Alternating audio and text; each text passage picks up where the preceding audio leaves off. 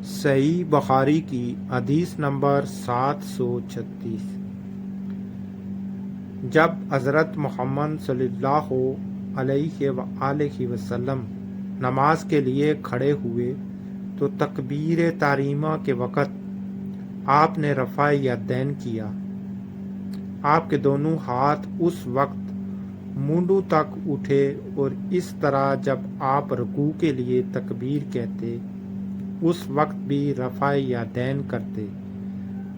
رفع یدین یعنی کہ دونوں ہاتھوں کو مونڈوں تک بلند کرنا، اور جب رکوع سے سر اٹھاتے اس وقت بھی کرتے۔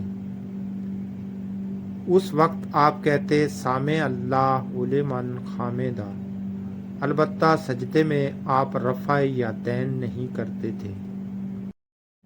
اس حدیث میں رفع یدین یعنی کہ دونوں ہاتھوں کو مونڈوں تک بلند کرنا، اور اس میں فرمایا گیا ہے کہ حضرت محمد صلی اللہ علیہ وآلہ وسلم جب رکوع میں جاتے تو رفع یدین کرتے، جب رکوع سے کھڑے ہوتے تو تب بھی رفع یدین کرتے تھے، لیکن سجدے میں رفع یدین نہیں کرتے تھے۔ یعنی کہ جب آپ ایک سجدہ کرتے ہیں پھر وقفہ لے کر دوسرے سجدے کے لیے جاتے ہیں تو ان دونوں کے درمیان رفع یدین نہیں فرماتے تھے۔ صحیح بخاری کی حدیث نمبر 738۔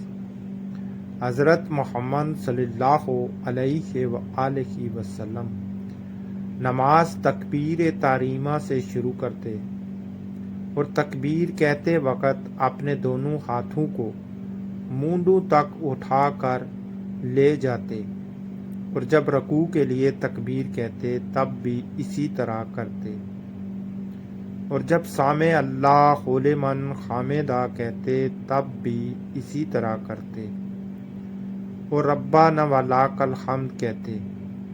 سجدہ کرتے وقت یا سجدے سے سر اٹھاتے وقت اس طرح رفع یدین نہیں کرتے تھے۔ اس حدیث میں رفع یدین کا لفظ جو استعمال کیا گیا ہے، رفع یدین یعنی کہ دونوں ہاتھوں کو مونڈوں تک بلند کرنا، اس کو رفع یدین کہا جاتا ہے۔ صحیح بخاری کی حدیث نمبر 743۔ نبی کریم صلی اللہ علیہ وآلہ وسلم اور ابو بکر اور عمر رضی اللہ تعالی عنہ نماز الحمدللہ رب العالمین سے شروع کرتے تھے۔ صحیح بخاری کی حدیث نمبر 744۔ رسول اللہ صلی اللہ علیہ وآلہ وسلم تکبیر تحریمہ اور قرات کے درمیان تھوڑی دیر چپ رہتے تھے۔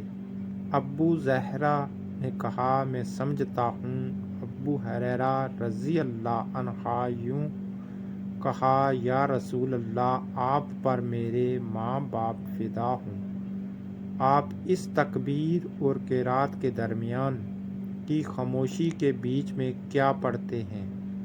آپ نے فرمایا کہ میں پڑھتا ہوں ترجمہ اے اللہ میرے اور میرے گناہوں کے درمیان اتنی دوری کر جتنی مشرق اور مغرب میں ہے۔